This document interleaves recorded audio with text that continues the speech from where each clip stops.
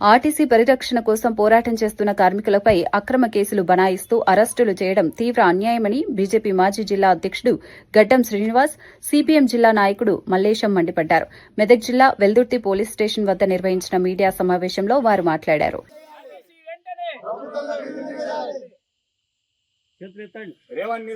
పరిష్కరించాలి ఆర్టీసీ కార్మికుల సమస్యల్ని, పరిష్కరించాలి ఆర్టీసీ కార్మికుల్ని, ఆపాలి ఆర్టీసీలో ప్రైవేటీకరణను, ఆపాలి ఆర్టీసీ కార్మికులకు పీఆర్సీ బకాయిలు, ఆర్టీసీ కార్మికులకు పీఆర్సీ బకాయిలు, ఆర్టీసీ కార్మికులకు పెండింగ్ డిఏలు, ఆర్టీసీ కార్మికుల పెండింగ్ డిఏలు బకాయిలు చెల్లించాలని, డిఏ బకాయిలు చెల్లించాలని, రిటైర్మెంట్ అయిన కార్మికులకు బెనిఫిట్స్ అన్ని చెల్లించాలని, ఆర్టీసీ సంస్థను పరిరక్షించాలని, ఆర్టీసీలో విద్యుత్ ఎలక్ట్రిక్ బస్సుల యొక్క ప్రవేశాన్ని రద్దు చేయాలని, ఒకవేళ ఇచ్చినట్టయితే అవి ఆర్టీసీ సంస్థ ద్వారానే కొనుగోలు చేయాలనేటువంటి ముఖ్యమైన డిమాండ్లతోని నిన్న ప్రారంభమైనటువంటి సమ్మె ఉధృతంగా కొనసాగుతున్నది. రాష్ట్ర వ్యాప్తంగా విజయవంతంగా సాగుతున్నది.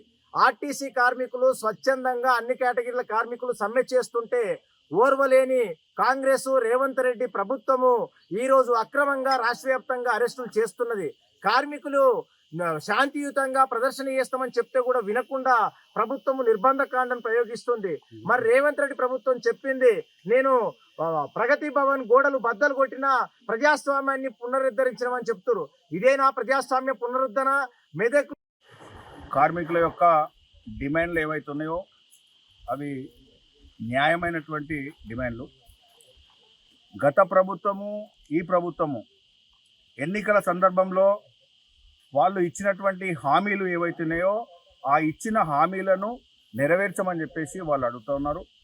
కార్మికులు వాళ్లకు కూడా ఫ్యామిలీసు పిల్లలు వాళ్ళందరూ ఉంటారు.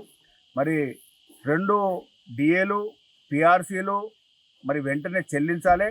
అదేవిధంగా ప్రభుత్వంలో విలీనం చేయాలని చెప్పేసి మరి ఎన్నో శాఖలు ఉన్నాయి.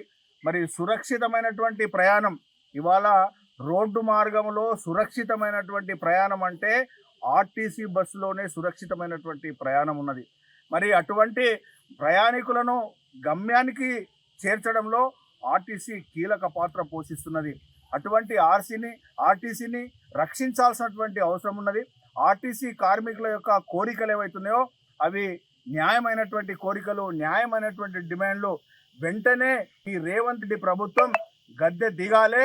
తప్పకుండా ఆర్టీసీ కార్మికుల యొక్క కోరికలను మరి డిమాండ్లను నెరవేర్చాలని చెప్పేసి మేము భారతీయ జనతా పార్టీ తరఫున మేము డిమాండ్ చేస్తూ ఉన్నాం. వీళ్ళ యొక్క స్ట్రైక్ ఏదైతున్నదో, వీళ్ళ యొక్క నిరసన ఏదైతున్నదో బీజేపీ సంపూర్ణ మద్దతు ఇస్తుందని చెప్పేసి మేము తెలియజేస్తూ ఉన్నాం. మీ పోరాటంలో మేము ముందు